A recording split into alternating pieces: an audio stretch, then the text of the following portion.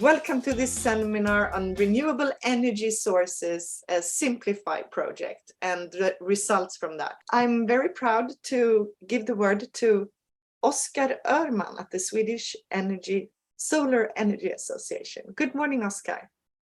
Good morning. I'm going to start off showing some figures about the power production in Sweden and the renewable power production.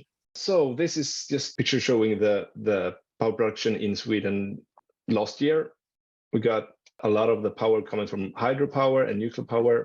The wind is growing rapidly and ended at 16% in last year. And the solar is still a very small part, about 1% of the power production. But our vision and goal is to have 15% share of the power production. We aim to fulfill this at 2030. So we need a quite dramatic increase to reach there. When you say our goal, you mean our association, because there's no national goal for Sweden, right? Thank you. Yeah. Good clarification. And we want that national goal, of course.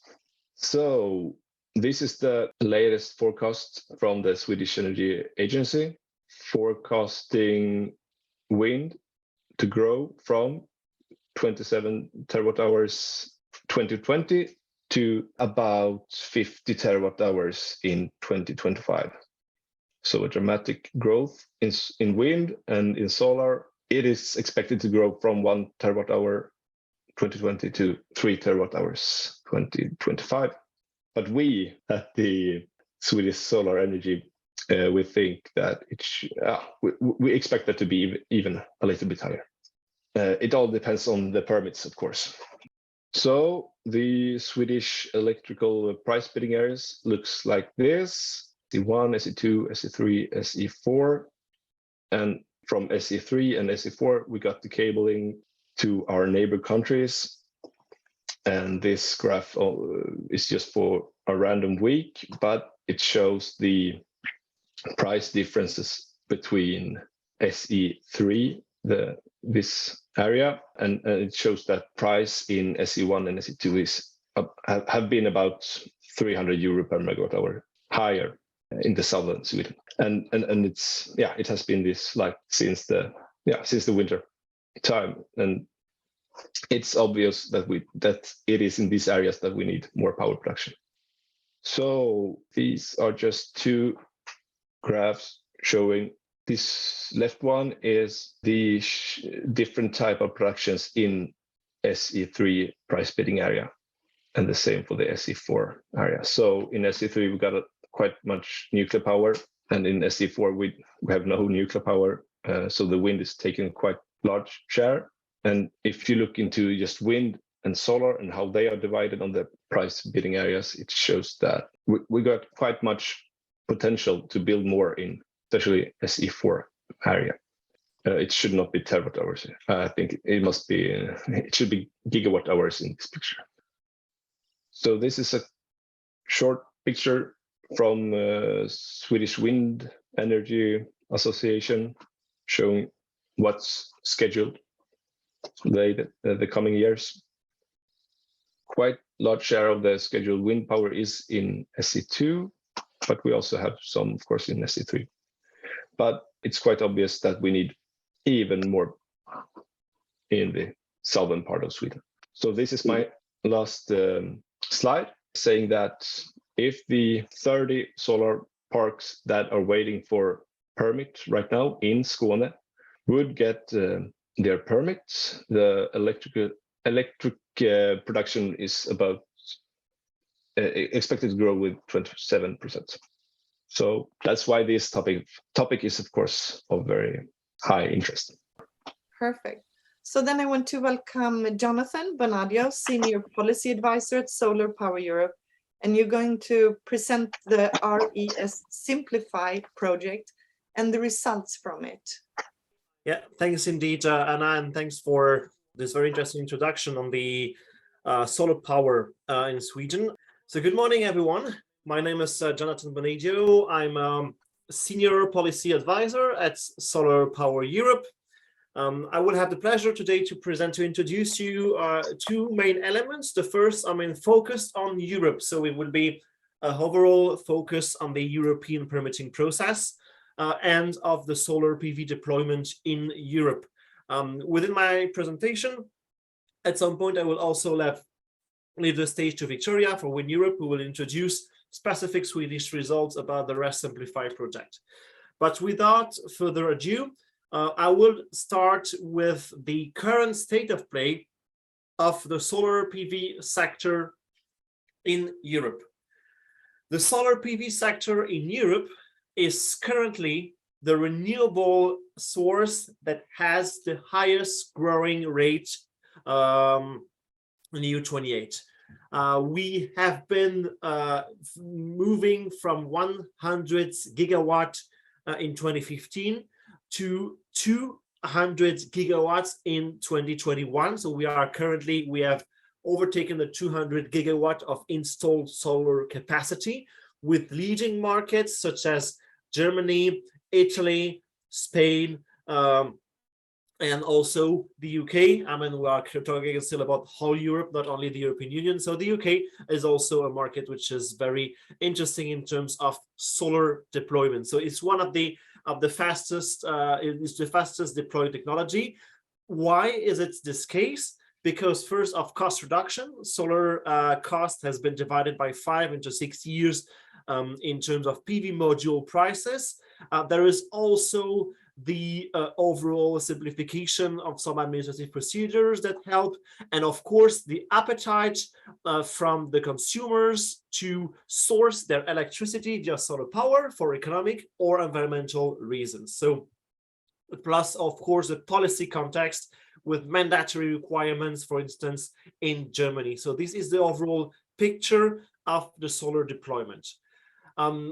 What we can see is that actually by 2020, between now and 2025, we expect, of course, further growth. It's almost an exponential growth of solar PV that we have seen in the European markets. We are expected up to multiplying by 2 the solar power installation by 2025. So this is the result of our European markets review. So this is the overall picture, and reaching 50 gigawatt annual installation by 2025. So as we said, double capacity. There are markets currently which we call gigawatt markets. It's on the market that install more than 1 gigawatt a year. And as you can see, these markets are growing. And actually, we also expect Sweden to become one of these markets in the future. As you have seen the presentation before by Oskar, this is the outlook of solar PV production. The future of solar PV production is quite bright. Because of this fast-growing technology, we see many member states investing massively into solar power. And as you can see, these are sometimes not the sunniest, not the most thousand member states. So it's also important to notice that also solar PV has as a future, has a possibility to expand also in markets in member states which are not the sunniest in Europe. So this is the overall conclusion of our European market outlook. Now we are, I think it's very important to mention, we are in the context of the REPowerEU proposal by the European Commission and the solar strategy, which foresee an increase of solar PV by 400 gigawatts in 2025.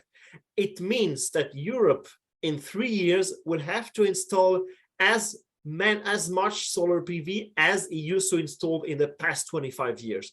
This is a huge boom in solar PV deployment, and therefore it is absolutely indispensable that the permitting process follows the pace of deployment. We will not succeed to install this capacity without a very sound, very fast, very smooth permitting process across Europe. And this is also why the RES Simplify project is very relevant in this case, because we can analyze the different barriers at member state level and EU level in terms of permitting.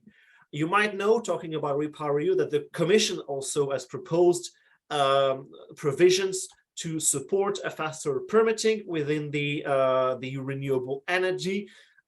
It's currently discussed in the Parliament and in the Council. We are of course following this very, very closely, but there are good signs. The Commission sent good signs in terms of permitting. We will see a bit how it echoes with our RES simplified results.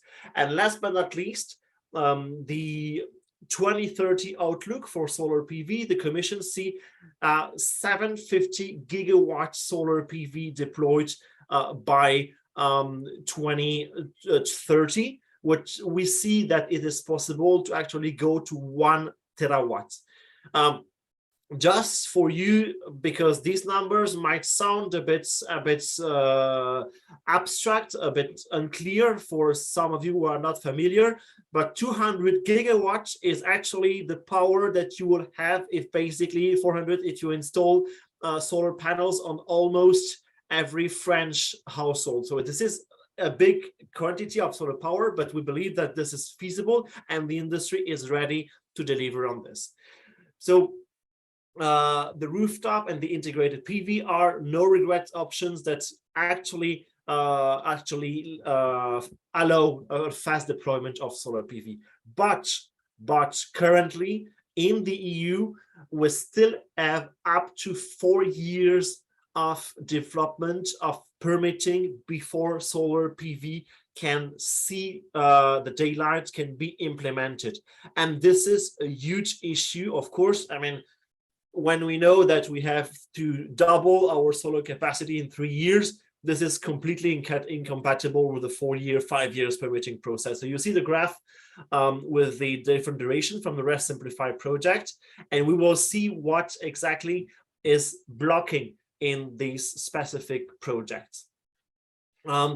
So the RES Simplify project was here to provide an overview of the administrative barrier, and also, of course, to propose a better administrative procedures.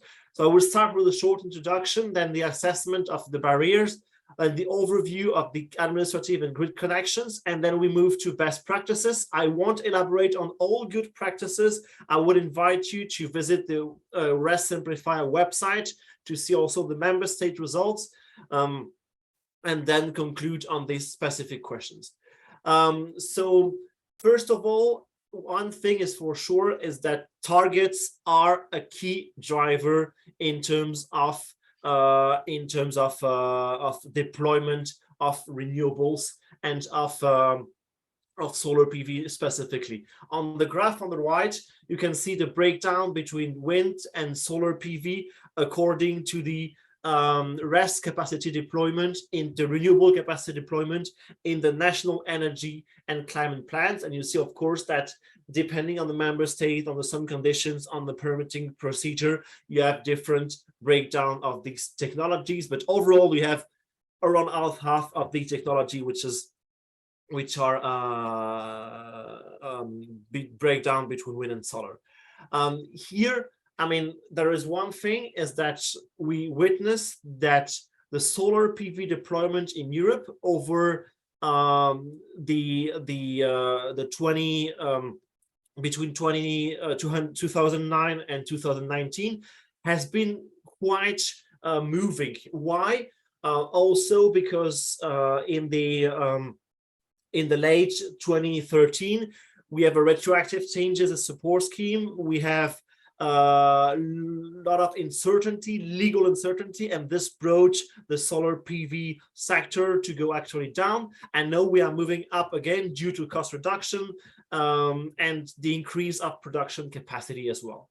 What we see is that 85% of solar power is currently deployed in 6 markets only. We see the graph before: Germany, Italy, a bit of France, Spain, Netherlands, and the rest of the EU is only 15%. So this is very important to notice. Currently, we have gigawatt markets, but it doesn't mean that other markets could not catch up on this deployment. We have huge potential also in Scandinavia. when we see the barriers, I mean, into the for the solar PV deployment, administrative barriers, so the administrative process itself, the permitting process, and the grid issue is half of the existing barriers. So we have, which means that we have to tackle this barrier in the future if we want to reach our objectives, our targets as in the Repower EU. There is a very, I mean, the very mission of the RES Simplify was also to propose an improvement of administrative measures via the research, the benchmark of the current status quo of renewable, and identify key policy recommendation and disseminate results, which we are doing right now. So the mapping has been done as a first step. So we produced 29 different country reports with administrative and grid connection processes, the barriers. Then we monitor the member state, we identify the good practices at member state level, and the aim of these workshops is to provide an overview of the barriers and of potentially the good practices. So I won't go into details on this graph, but you can see that we monitored many technologies, mostly wind and PV, in the European countries and even a bit beyond. And we were focused on the renewable electricity sector. So this is quite an important step. So how did we basically describe, how did we conduct our assumption? We divided the process into 7 different steps, from the site selection to the application, the administrative authorization, the grid connection permit, and the corporate legal fiscal procedure. So this process has been a bit the generic process that we went through for each member states to compare and identify barriers at every step.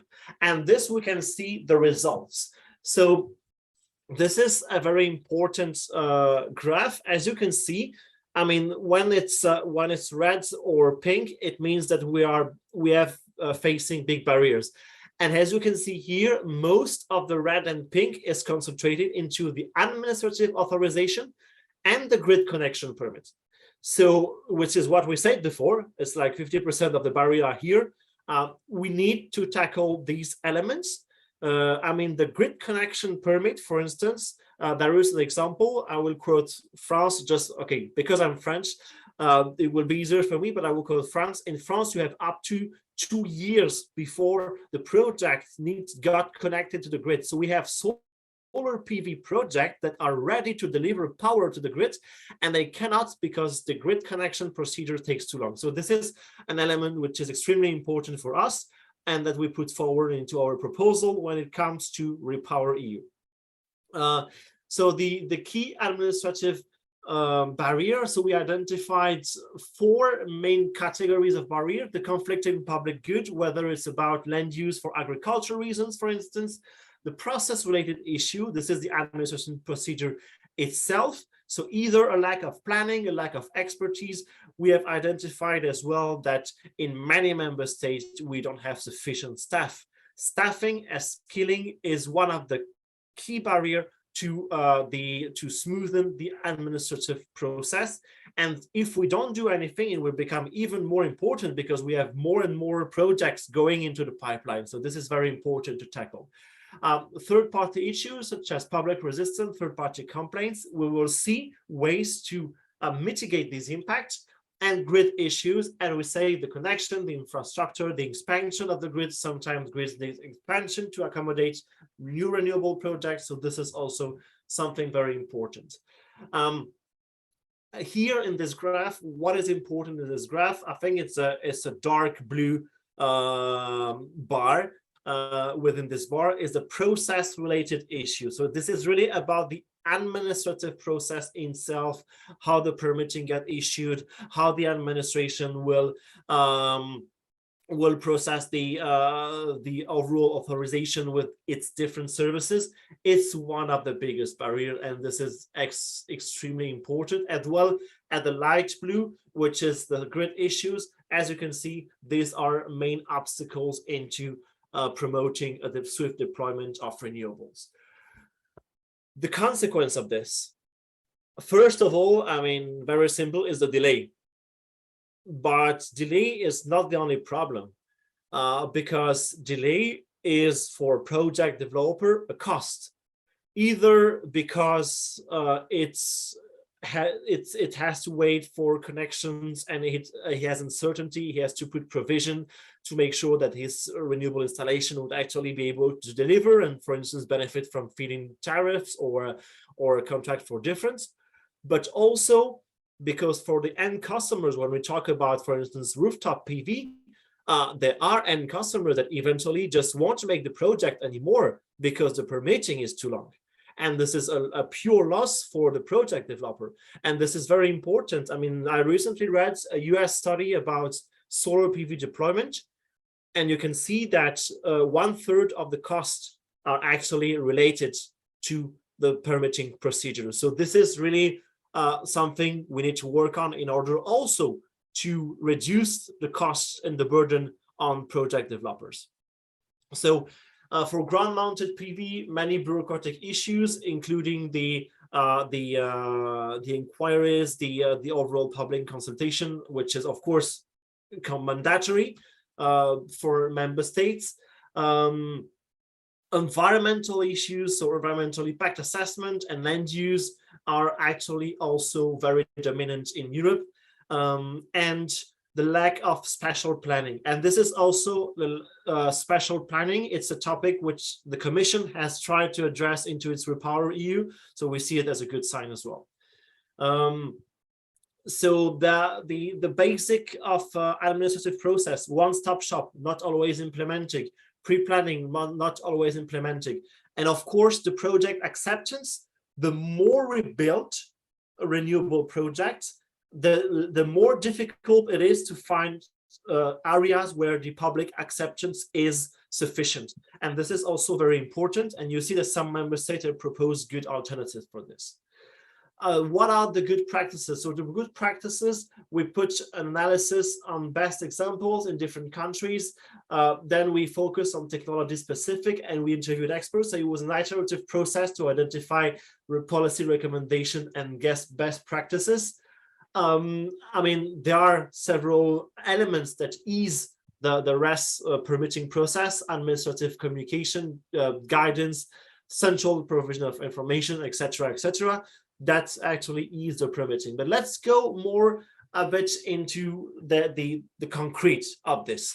So you can see, for instance, that in Denmark, they're implementing one-stop shop with one single administration process for offshore procedures. So this is also coordinated, and this is really important for a project developer, is that several authorities give their input into one single procedure, and it accelerates the process, and it also brings confidence to the project developers.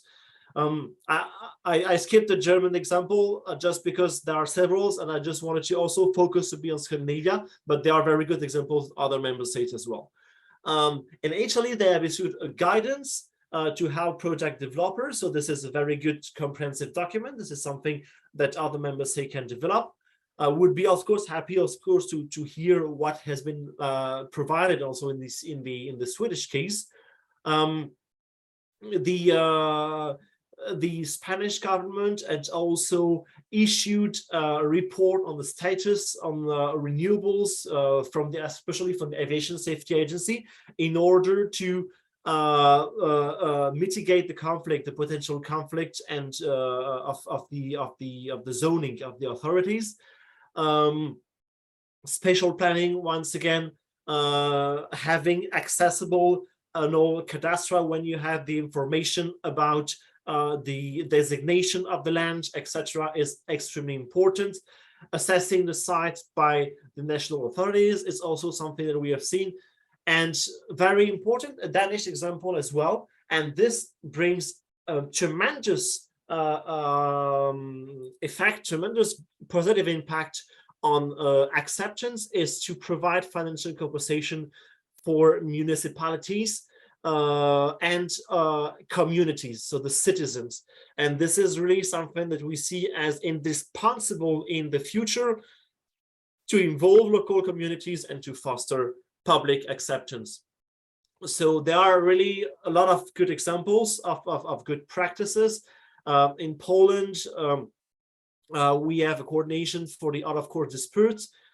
In France, we have a guidance on the participation of the involvement of local communities. So all these elements participate into better permitting, and there is of course always more to come. The repowering, especially for wind power, is very important. So France has easier procedures for repowering. Slovenia has also specific examples on the reduced administrative barriers for communities. So once again, authorities, communities are very important in the process, and so on and so forth. So I will now leave the floor to Viktoriya, who will present you the results focused on Sweden and the wind power. So I will continue and mute myself, and Viktoriya, please, the floor is yours. Many thanks, Jonathan, and also many thanks, Anna, for organizing this webinar. To all of you who are on the line, so strictly speaking, of course, we were supposed to be discussing solar results in here, but just so you know, when we did the assessment for Sweden, there was a very big focus on wind energy. And you need to also consider that the project that we are working on is a living exercise.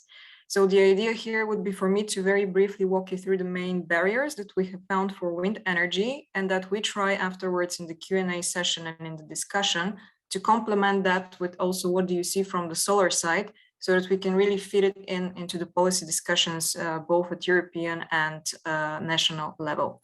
Going a little bit in the same line like Jonathan. So here, first of all, I just wanted to put a short slide on the Swedish installation outlook for wind energy, the way that we see it over the next few years until 2026. With the caveat that this was done before the ongoing geopolitical context. So of course, considering some constraints on the supply chain, let's see how exactly this picture will change.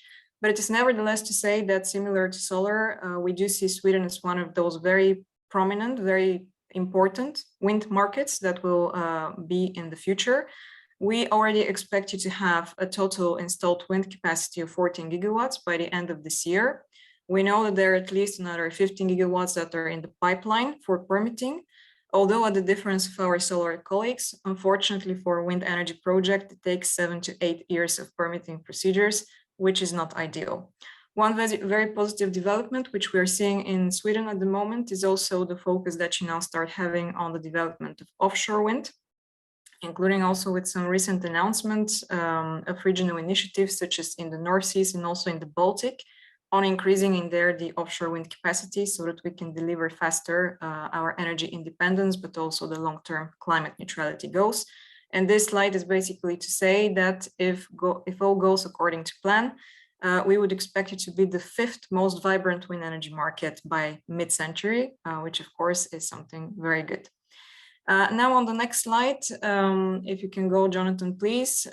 This is a very short description of the barriers that the project RESimplify has found on the process steps for the development of wind energy, so split between onshore wind and offshore wind.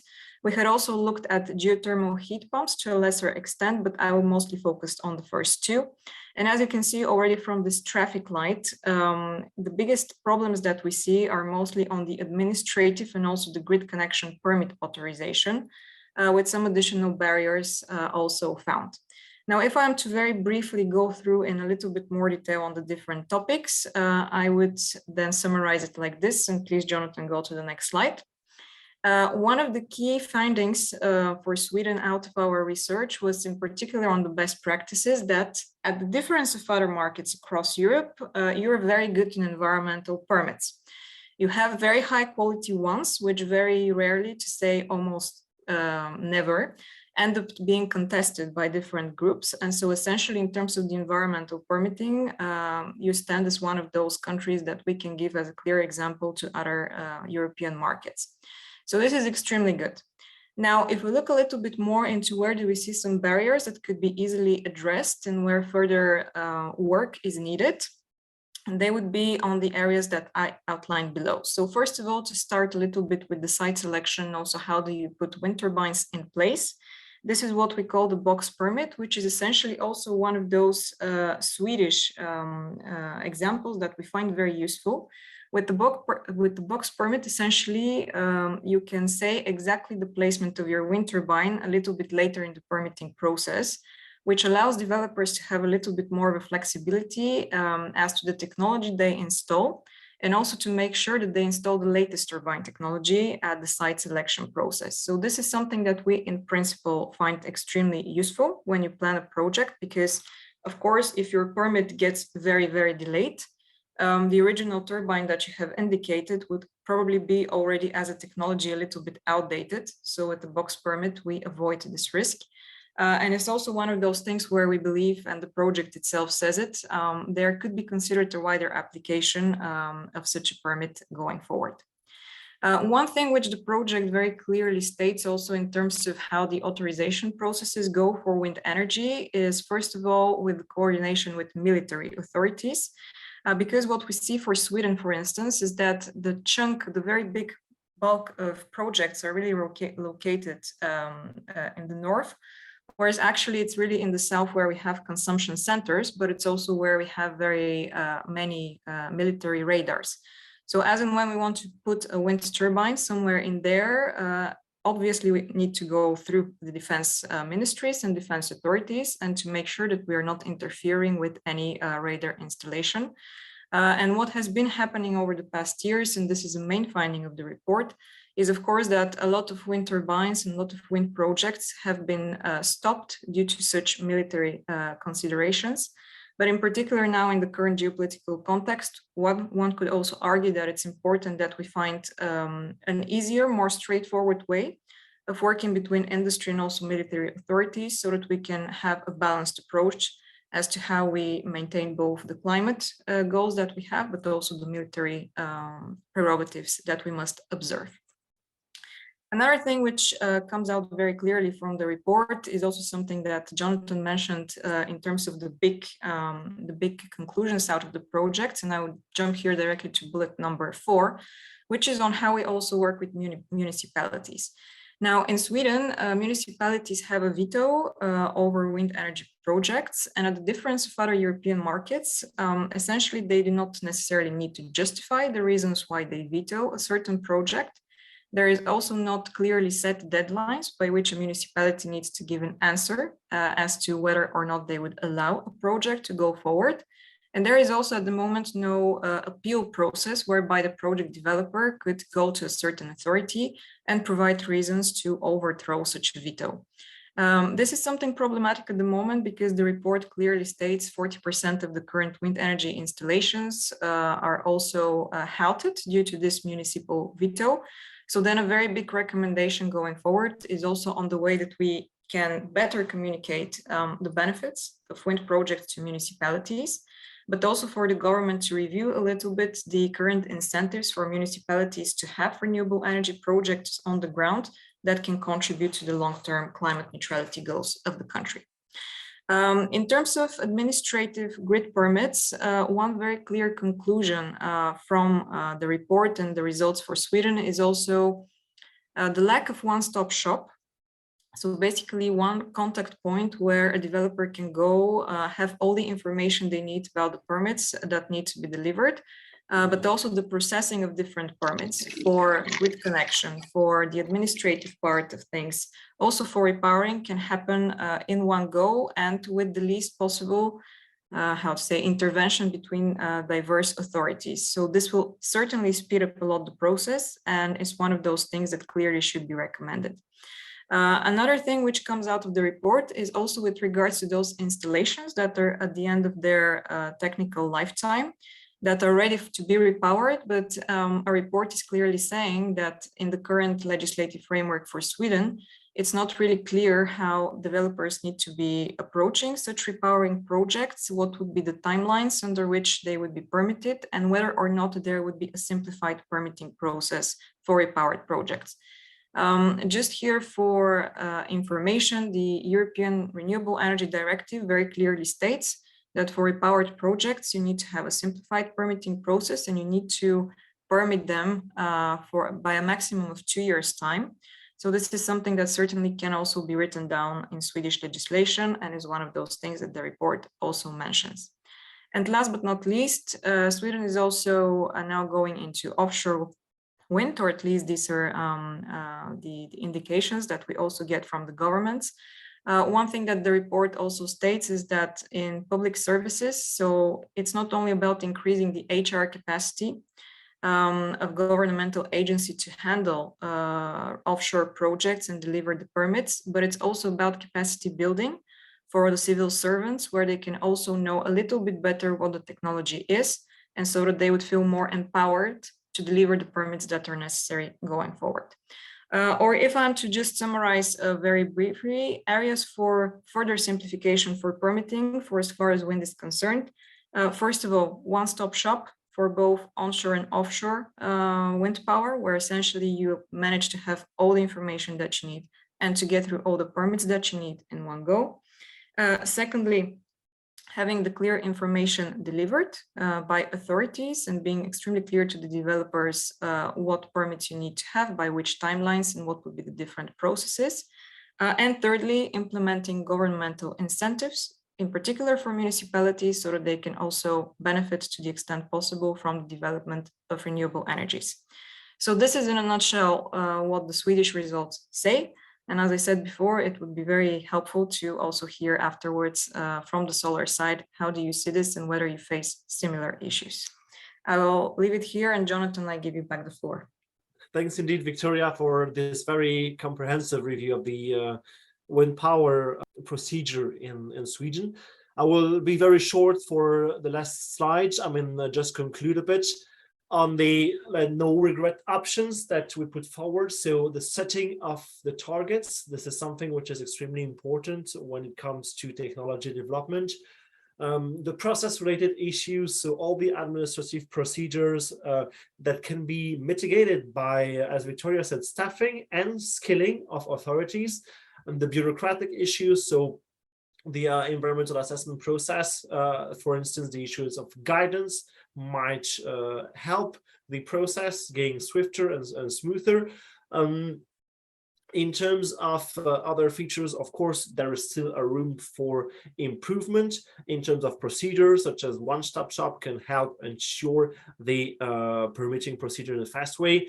And one last, and I'm just repeating myself here, element is that delays in administrative procedures are a cost. So if we want an electricity and solar wind power at lower costs, we also need to work on the procedures.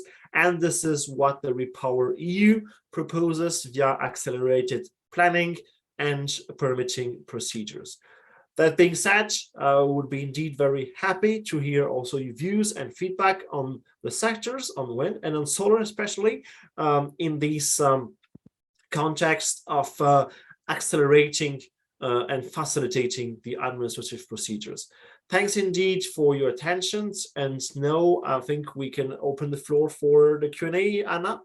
Yes, let's do that. Thank you so much, Jonathan Bonadio, Senior Policy Advisor at Solar Power Europe, and Viktoriya Kerelska, Head of Advocacy and Messaging at WindEurope. Let's just, you can write, all audience, while the panel is getting ready and turning your videos on and everything, can the audience just write your questions in the chat or ask them out loud?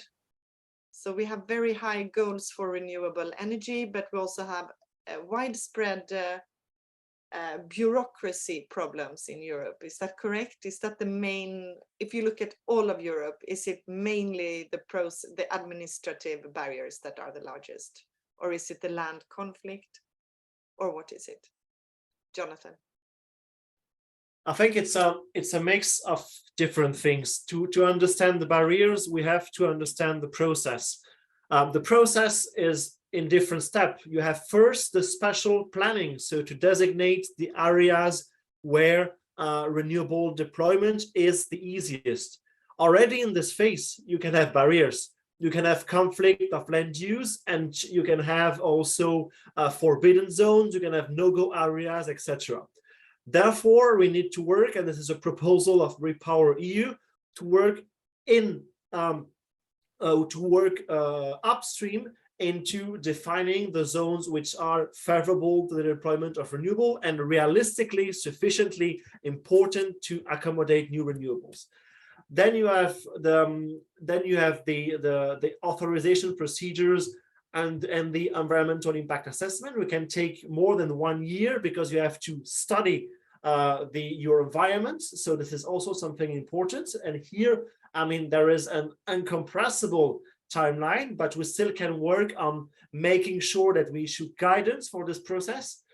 Then you have the authorization procedure itself, the permitting process, the building permits, which is delivered by the administration. Then you can ease up this delay by staffing, skilling, boosting your capacity building of administration. Then you have the grid connection, which can take 2 years, which is extremely long. And then you have, in the end, the authorization to work on your to deliver power with your installation. So there are rooms for improvements everywhere. But I have a question here from Salome San Miguel at Alight, the same company as Harald Everholm, who will soon be in the panel. She asked, do you plan to incorporate solar in Sweden to the RES Simplify report? I mean, if you get a lot of input now during this workshop, will you put Swedish solar into it?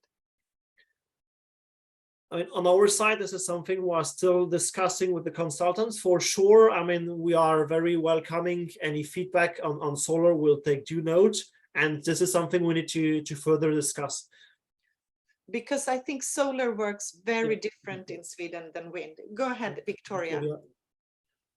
I would like to add here, maybe just on the bigger context of things, because I'm not sure with Jonathan spent sufficient time explaining or discussing this, but essentially, as you know, in Brussels at the moment, there have been very concrete proposals from the European Commission on further measures for the simplification of permitting.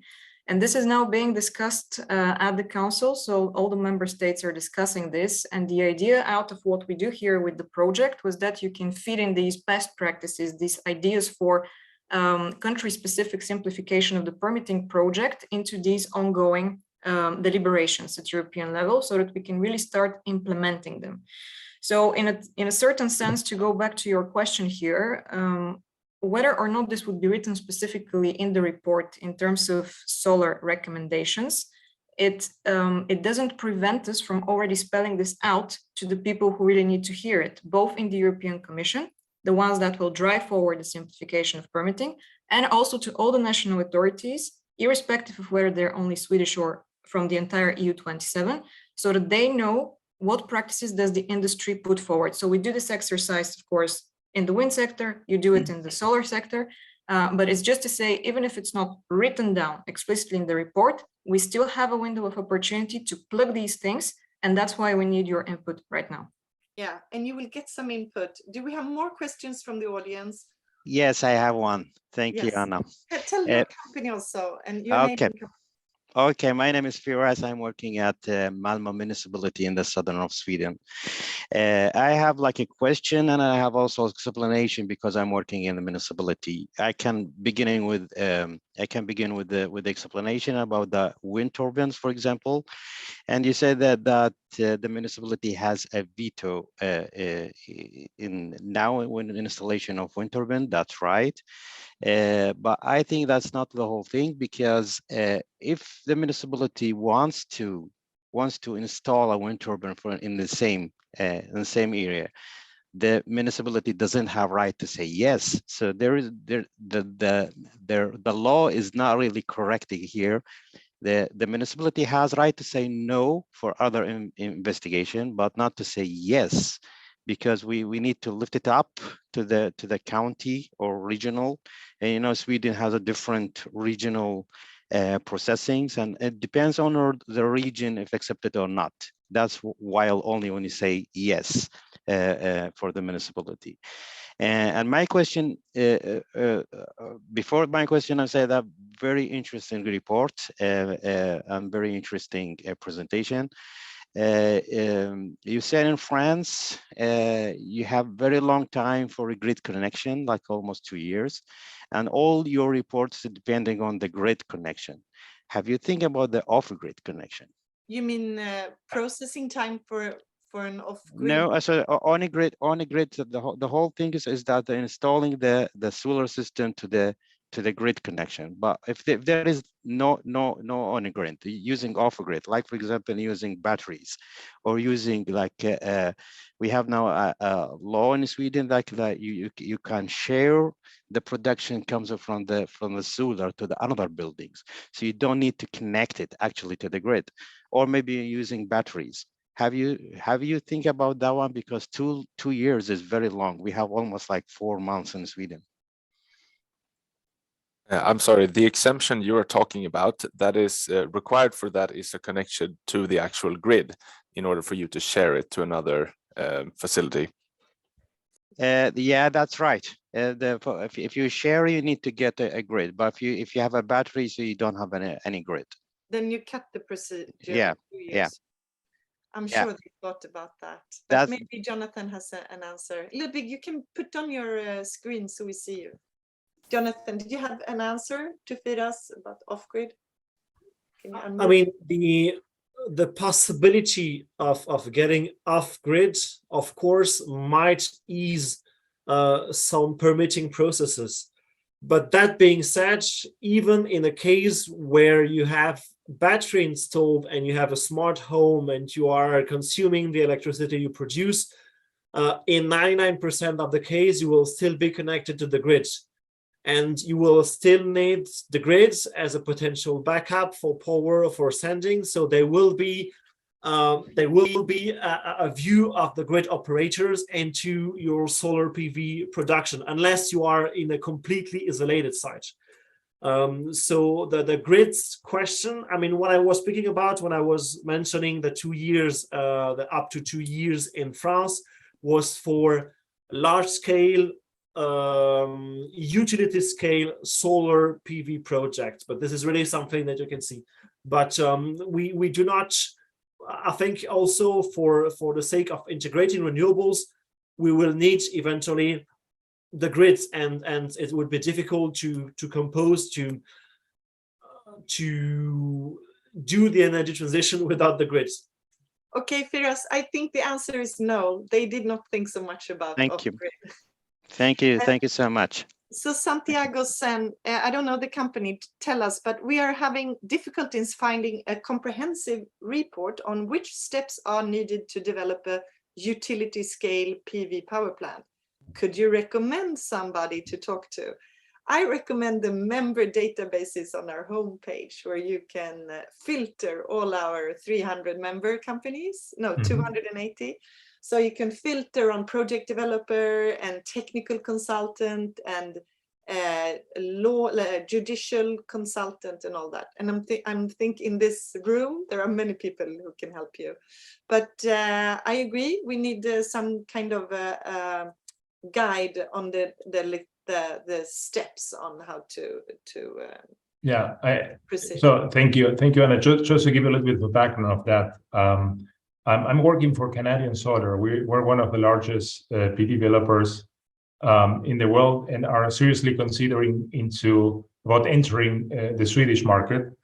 And one of the difficulties we encounter is the lack of, let's say, official guidance. Usually you get these type of documents, reports, etc., either from a ministry or even from lawyers. And the lawyers we have been talking to were not able to provide us with that, because apparently most of the steps which have to be taken are baffling, not truly defined, etc. That's what I was asking.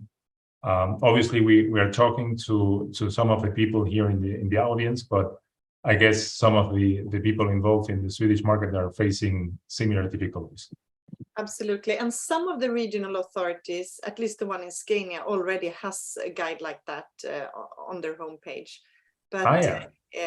it's not nationwide, and you're right, it's not that easy. It's a new area and it's growing fast, and we are all yearning for more information on how to do this easily. Okay. Let me take in the panel. Unless we have more questions from the audience. No. Harald Öhrman, very welcome from Alight Energy. Hi, Harald. Hi, thank you so much for having me. And Madeleine Edqvist from Manlin. Yes, hi everyone. Thank you for being being here. We also have the still member of parliament. We got the notice 2 hours ago. Rickard Nordin, Centerpartiet. Welcome. Hi there, thank you. I have to ask, I always ask you this, how does it feel? Well, you know, that's kind of the sports question that nobody can answer anyway, but it's, I think, of course, it's great to be back in Parliament. I actually got a notice yesterday, but I posted it online a few hours ago. But we'll see. You never know which areas and topics you get to represent. So I, of course, hope that I will continue with energy, but that's up to the members of Parliament in the Centre Party. Yeah. So let's see. I think maybe we want to hear first, Harald. What are your thoughts on this? You heard about the administrative barriers all over Europe, grid connection problems. Which country are we most similar to in Sweden? Do you think, when you look at this? Maybe Jonathan can put up the slide with all the countries, so we see where the problems are, and then you can identify where we are in Sweden.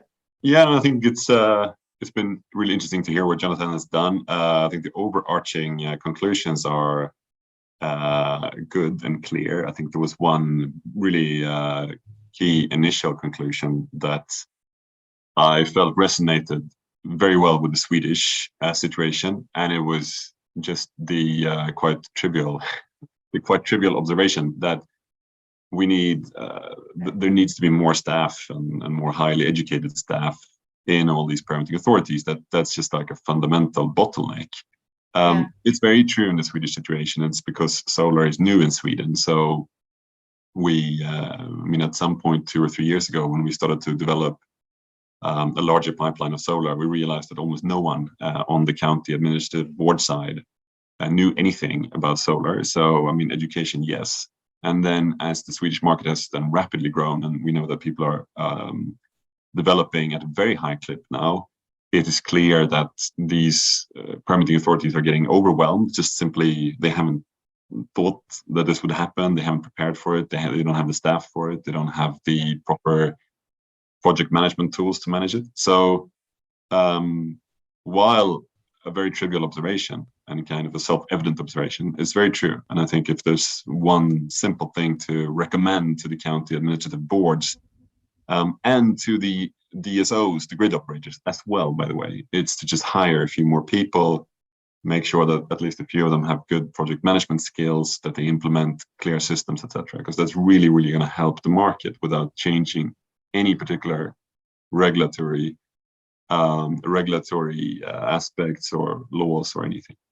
I think this is very valid for all new technology, that you have to teach society on your technology. Like we have that with the fire resistance as well. We have to teach them that it's not dangerous, and we have to teach everybody a lot of things, right?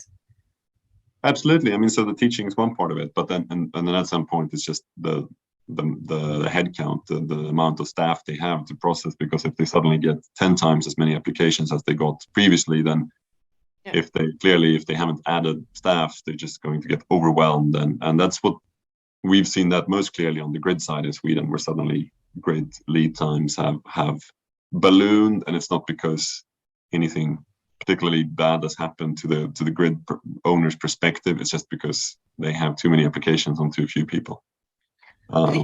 We heard 7 years on getting a wind permit in Sweden. I would say the alternative for solar, because we don't have large-scale solar in Sweden. We have 18 megawatts now in Skurup, but how can it be this difficult to let through solar when we have this escalation of wind?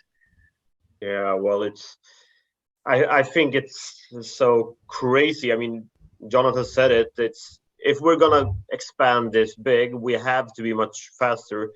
And from the EU part of level, they are saying, well, it's no more than 2 years for anything when it comes to renewables. So I mean, it's a brave goal, but it's something that we really have to achieve the upcoming period now. So I think there are things that can be done. Of course, Harald said it with people in general, but also guidelines. If you take Skåne, for example, if you take the county there, well, they are saying that, well, you know, being on agricultural land, that's a huge problem. But if you go a little bit north to Halland, I talked to the governor of Halland in August. They said, well, it's perfect. We need more solar on agricultural land because that's a way to preserve the agricultural land. Yeah. So if your neighbors that has to, working at the same law, is making totally different statements. Yeah. I mean, that's not acceptable. They need guidelines so everybody knows where, how and when to put things on which land. I mean, that's also things that could be so much simpler. And then you don't need all these long processes in courts and with the county and everything, because then you know from the beginning. That's also just being clear of the law itself. You don't need to put any new laws in place. You just need to know what's in there. So there's a lot of things that can be done, quite simple, I would say, to shorter this. And I also want to say that you said that 15% as your vision is, it takes a huge effort. Yes, but if you look at it, if you break it down, it's basically 50% increase every year. Then you are on a 15% in 2030. So 50%, that's less actually what we're doing right now. So there is a huge potential and it can be achieved if we just scale it up a bit. With exponential growth, it goes really fast. Yeah. Thank you.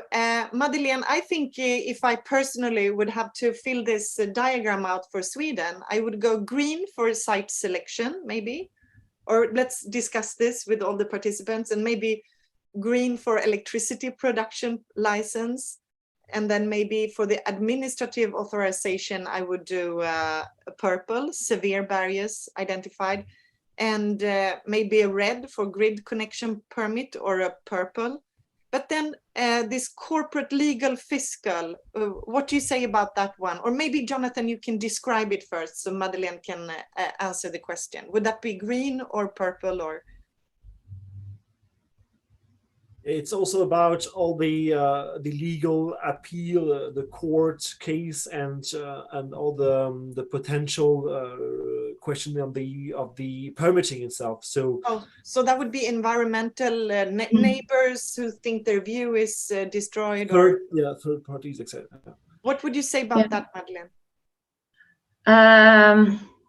Well, that is a typical problem we have now in this still kind of immature market on the solar, and from a legal perspective, it's as you described it, Rickard, it differs a lot from one region to another in Sweden, where the interpretations of law and permit requirements are very different from one case officer to another, and the case law from the courts, it's very limited still. We know that there are some cases up now for rulings from the court on for instance how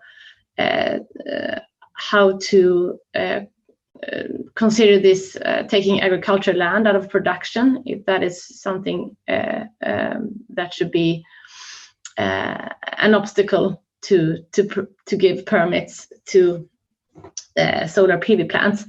And also I think we have a very it's not that you get a a formal permit. You don't need actually an environmental permit in Sweden. You need to do a notification to the county administrative board, which is a very simplified process in essence. But we see the tendencies that many county administrative boards, they require more and more information. They require an environmental impact assessment, and so the process is growing and growing, and become more complicated than it actually is. It's been the lawmaker's intention from the beginning, by only needed to make this simplified notification process. And that also something that differs from one region to another. So from a corporate legal fiscal perspective, there are moderate barriers or perhaps severe barriers today, since it's so unclear, and it depends on where in Sweden that you are planning your facility. And can I ask Harald? Yeah. Harald, would you agree on green, green, purple, purple, and then maybe moderate on corporate legal fiscal? And would that mean that you give up Sweden and go build parks elsewhere, or? No, we won't give up on Sweden, but we will build parks elsewhere, or we do that even now. Yeah, I mean, the main thing I would agree on is that the overall, we need more black and white into the process here, just like Rickard said. So the whole idea that every application needs to be treated in a philosophical manner, and deep reflections about agricultural land happening over and over again for every single one application is absurd. I mean, it needs to be black and white if, you know, when you're supposed to be building on agricultural land or not. That's the single largest bottleneck for solar in Sweden at this point. So it's a really critical thing. It's a really critical question for, if there's one thing holding everyone back, it's that one. But in the other countries, they talk about defense and cultural history and old buildings, and I don't know, we have Viking graves in the ground. Is it only agriculture? Is that our only area of conflict? Have you never bumped into? My impression is that the only thing that's holding us back. So I mean, the architectural things they've been quite straightforward and simple, and never held us back. It's quite clear what we can do and can't do. You know, you could always ask. They could always be better, or like you could question exactly where the boundary is supposed to be drawn. But it's not a problem at this point. The problem is really the agricultural land conflict. From the defense point of view, I've never heard of the military aspect being an issue to solar in Sweden. I might have missed something, but we've never come up against any sort of military consideration on solar. I think that's a pretty specific. Someone told me about something in Skåne at some point along the coast. Yeah, that's correct. I can add on that. We know on the southern part of Skåne, there is an area which is of great importance for the defense, and where this is a case we'll be taking all the way up through the instances to the highest court, and where the military instances have prohibited house owners from roof installations because of potential disturbances of defense facilities in that area. But that is, to my knowledge and experience, the only area in Sweden where I know that the military interests have prohibited development. Southernmost tip of Sweden, which is very special area. Rickard, this sounds so sad, and it confirms exactly what you said. I mean, there's so good intentions. We have this simplified notification process. The problem is everybody gets halted in that process, and there are no big parks in Sweden. And I remember I got this job 3 years ago, and everybody said, yeah, you come at the right time because you're going to see a lot of large parks being built in Sweden. And nothing happens. The largest one is 18 megawatts, and it was 14 3 years ago. What do you say? What can you do as a politician? How can we get, and they say, if I understand this panel right, the rest of the panel, they say agriculture, conflict with agriculture is really the main problem. What can we do on a political level? Well, in that case, it's quite simple. I think we make sure we make the right guidelines. We put down our foot to say, well, this is okay and this is not okay. Then everybody knows what to plan for. Maybe you shouldn't put solar on the absolutely best agricultural land. Well, but we have a scale in Sweden from 1 to 10. Well, let's exclude 10, 9, and 8 then, and then we're fine. I mean, I come from Småland. We have a lot of stones in our ground. Our agricultural land is no problem to put solar on, or maybe it is problem because there will be stones in the ground. But from an agriculture point of view, that's no big deal. And there's still a lot of land in Sweden that's not used for agriculture. Yeah. Land could be, but it's not. So the problem of land itself is not a problem in Sweden. We just have to face that and make sure from the political point of view that it's clear. And I think the stance that they make in Holland, which is quite good, I think, saying that, well, this is a way to actually preserve agricultural land, because if something will happen, you just take away the solar panel and you start with a plow again. Yeah. If you put concrete on top of all of it and build houses, well, then it's gone. So this is actually a way to also preserve it. And I think that's a view that needs to be taken much more broadly. So when people have learned more about this, it will be mandatory to let your land rest for 20 years with a solar park before you can continue cultivating. Well, maybe, and I think it's important to understand that this is also something about the owner rights. Nobody can force a farmer to produce on his land or her land. So it would be okay for me not to produce anything, but it's not okay for me to produce solar power. That's quite weird, I'd say, if you take it like they do in Skåne at the moment. So there is something that the politicians needs to be done here, and I hope that's something that the next energy minister can actually see. It's important. Yeah, I'm surely gonna put it forward at least. Yeah, thank you. Harald, comment on that. Yeah, no, I just fully agree. And the final thing you said is something I've been thinking about several times, and I just don't get it. Like sometimes we get these questions back from the county board where it seems like we're doing something against the will of the farmer. It's just really bizarre. It's like, is this really in the best interest of the farmer? But we're like, the farmer is the guy or the girl who signed the land lease with us.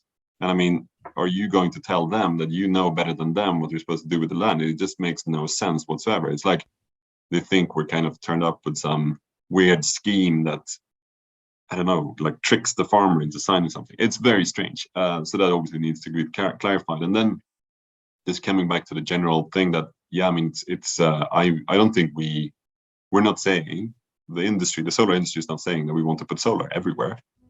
Clearly, there are agricultural land where it does not make sense from society's point of view to have solar. So it's just a black and white thing that's important. It's just to draw a clear line and say, this is okay, this is not okay, so that not every county board administrative officer needs to go through a deep, profound reflection upon the nature of agriculture for every single application, because that is just does not make sense. But so just being black and white and then saying that certain things are off limit and everyone knows that's perfectly fine. I don't think anyone would disagree with that.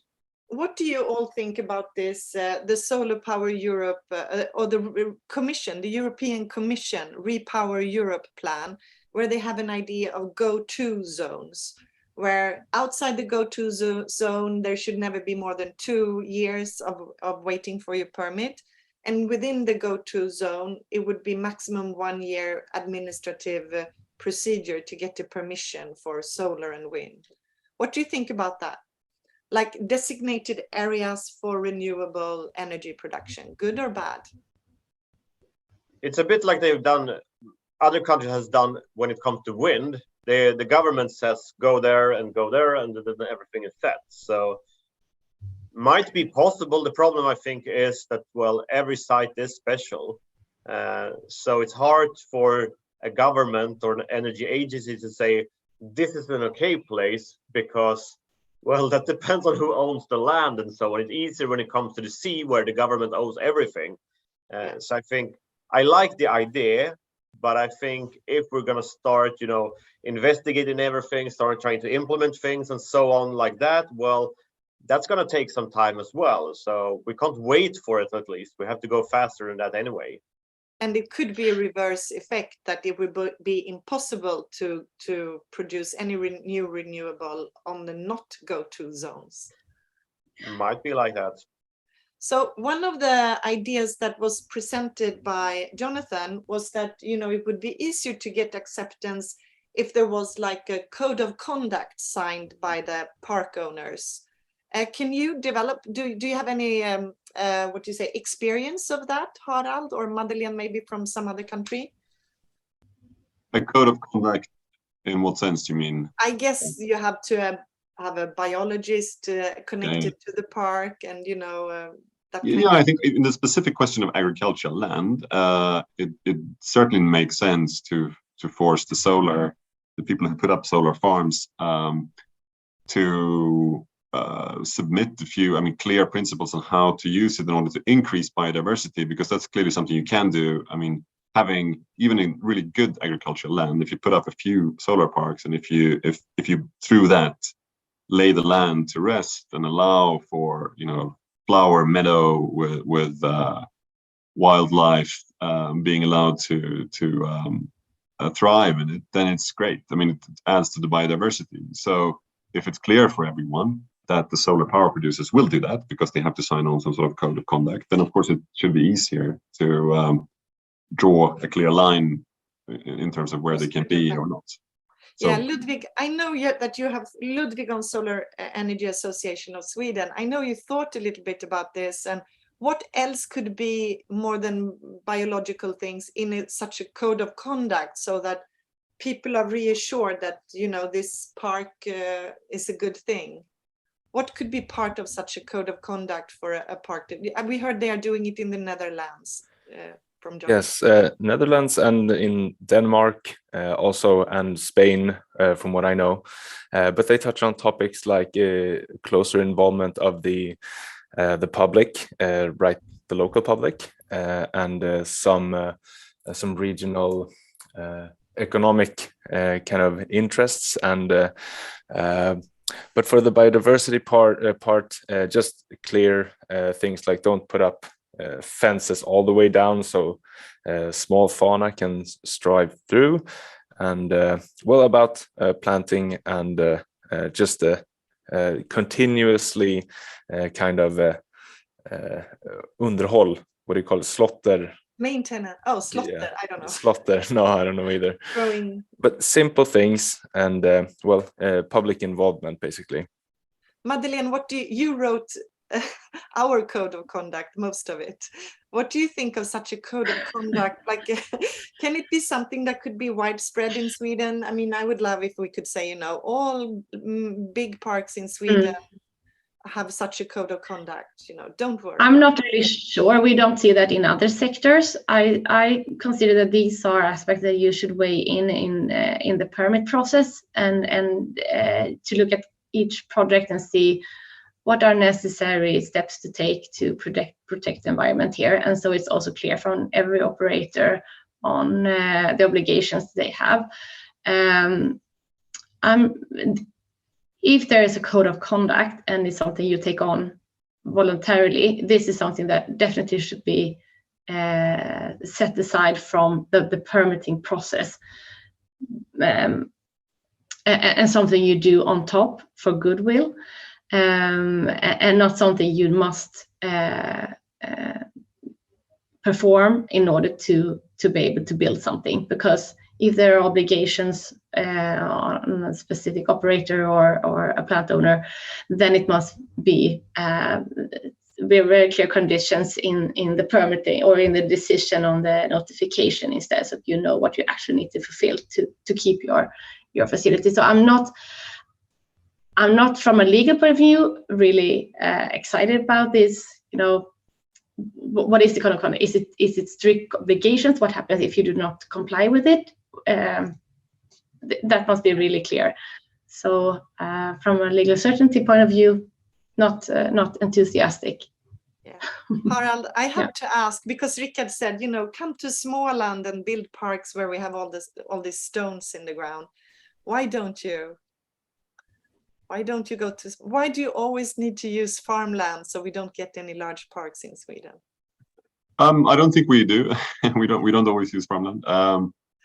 But as Rick had said, the nature of the game with solar is obviously that you are working with all the local landowners, and you're just commercially discussing who wants to enter into a deal with you. And so the nature of that game is that you end up with all kinds of different landowners. It's not so much, I mean, when you come out of wind or even offshore wind, and there's more this idea that the government can tell you, go to this zone, please use this area. I mean, that's not true in solar. You have to find someone who owns land, and they have to want you to put solar there, and you find some sort of deal, and So you maybe- negotiate it. So maybe, Harald, I was wrong. I said, site selection was a green, but maybe you have troubles with the site selection too in Sweden. It's not that easy, is it? Yeah, but it's a commercial issue. I mean, it's well, you have to find sites that are close to the grids and that have sort of the right characteristics for solar, so pretty flat, good irradiation, and then someone who wants to do a deal with you. I don't think that's it's not a structural problem. It's not something I would want the government to get involved in. It's just a question of business. You have to figure stuff out and negotiate with people and make them attractive offers, etc. So that's fine. The problem is then when you have that, and then you go to the county board and they say, well, despite the fact that the landowner wants to do this, we still think that we're not sure that he or she should be allowed to do it. I mean, that's the weird bit. Yeah. No. So actually, if Jonathan, are you still with us? I don't see you, but when I listen to this, I get is there like one country you can say that is very similar to Sweden? Because I get it, we have a green, and then two purples, and then maybe on corporate, legal, fiscal, it's kind of reddish too. Is that correct? I mean, what is yeah, SK? I will answer by a very diplomatic answer, which is that it's so. I mean, the process is so specific. I would say. I mean, at first time I was trying to say, okay, Denmark is close, but I believe that it might be that the overall grid permitting process is a bit more advanced in Denmark already. So voilà, a bit what I would say. That being said, if I get it, we never get to the grid permitting process in Sweden because they get halted on the regional authorities, like above the municipality, right, Harald? So you don't get problems with the grid connection, really, right? You don't get there. So the grid, we have to apply for grid connection with a DSO, the distribution service operator, and their lead times are increasing rapidly because so many people are applying for these things. So that is a problem in itself. It's just a simple trivial. It goes back to the trivial staffing problem. They have too little staff. I don't think there's a regulatory aspect of it. Maybe the government could tell them to hire more people, or the government could ask them to always respect a certain lead time. That would obviously be a regulatory intervention. Or they could be forced to show where there is room in their grid. They could have like a map saying, here is available capacity. Yeah, I mean, they do that to some extent already, but the big problem today is that when you always need to do something in order to get the grid connection. There's some sort of build out, and they just don't have the people to process all the applications. And then at this point, we see how several of the larger DSOs are now remaking their processes, and they're forcing people to pay more upfront, etc., in order to push down the load on them. But in Sweden, that has not been a regulatory issue. I don't think the government has been involved in that at all. Maybe they should be. I don't know. No, but we can say, I think there is something saying like the time for waiting should be, within decent. It should be decent, no more than, But there's never been like a clear cut for how long is the maximum waiting time. We could have that. Yeah, Jonathan. I wanted to jump on your remark of the mandatory disclosure of grid connection point. This is something we're really trying to push also on the Repower EU amendments that are currently tabled. So this is really something we have under the radar. And of course, I mean, we also count on also the support on these elements, because there are several member states that have expressed their difficulties into finding the information about grid connection points. So this is also a blocking point and something we would be keen to push forward. I think the message to Solar Power Europe is that it would be great if you did the work for solar in Sweden, because it is specific. It does not. There's no particular crossover from wind. It's a specific situation, and that's always useful. And I think to Rickard, no, I mean Rickard is on our side, so he has all the messages he needs. But yeah, certainly to the new government, whoever that government will be, these are pretty clear messages. So shorter, easier administrative procedures, and also getting to a yes, because I would say the problem is not really that the procedure is long. The problem is that no large parks get a yes because of the conflict with agriculture, right? Yeah, I mean, just solving the making it black and white, the agricultural issue, making that black and white on a national government level rather than leaving it to the county boards or we will soon be there where Harald wants to be with the black and white. This legal process, we were to hear something tomorrow on how it's going, right, in Scania? Yeah, well, that is one important step to take and hopefully if we have a clear judgment from the courts, that the county administrative board will also follow that. So that's one important step to take. But going back to the question on grid connection, there might be a future, more problems in the future with obtaining grid connection in due time because of lack of capacity. And as Harald said, the DSOs are overwhelmed by applications, and they don't have time to build out the grid and then the transformer stations in the same time as we have seen historically, and that will take longer time and be a red flag for many projects. Maybe they get there, yes, but I think we can expect delays in obtaining grid connection in the future. And it will be really interesting if Solar Power Europe would update the report with Swedish legislation and how it works here, because it's a big difference from the wind sector in Sweden. Solar and wind cannot really be compared as it is now, at least in the legislation. So Rickard, we need a smart incentive for the DSOs to hurry up with the solar applications and getting to yes. Yeah, we are. I mean, the whole regulatory system of the grid and what they can get out of it, the incentives, are up for discussion. I think it's from 2024. There's going to be a new one, so there are a possibility right now, and it has to be done quickly, to put some incentives there for the DSOs to actually move faster. I think that's one thing. Another thing is also using it more flexible, because right now you're kind of reserving a capacity, and if a wind farm comes first, well, they reserve everything and then there's nothing left for solar. But we know that solar and wind are not producing at the same time, so you could use kind of the same capacity or almost the same capacity, but then you have to work more flexible. So I think there's a lot of things to do that as well when it comes to grid connection. Yeah. So I think there are, I mean, we have discussing what's the big problem at the moment, and that's the view of agricultural land, but there are a few things that could be done proactively so we won't end up with problems. We have had the defense, for example. We said the grid connections is another, and I also think that the 1.5 megawatt limit, where you have a lower threshold for grid, is something that's also I think you should look out for, because there is a discussion to abolish that at all. So that's also something I want to put forward to you guys, that keep that in mind and make sure it won't disappear, because it could be problems. Yeah, because it's good for the small scale solar. Yeah.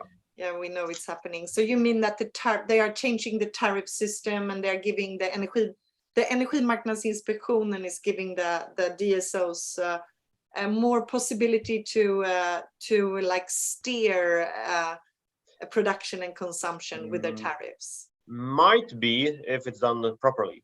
Yeah, that's a good work to follow. Okay, thank you so much, Harald Överholm, CEO of Alight, project developer, Madeleine Edqvist, lawyer at Mannheimer Swartling, Rickard Nordin, member of parliament, Centerpartiet, Sweden, Jonathan Bonadio at Solar Power Europe, and also Viktoriya Kerelska from WindEurope.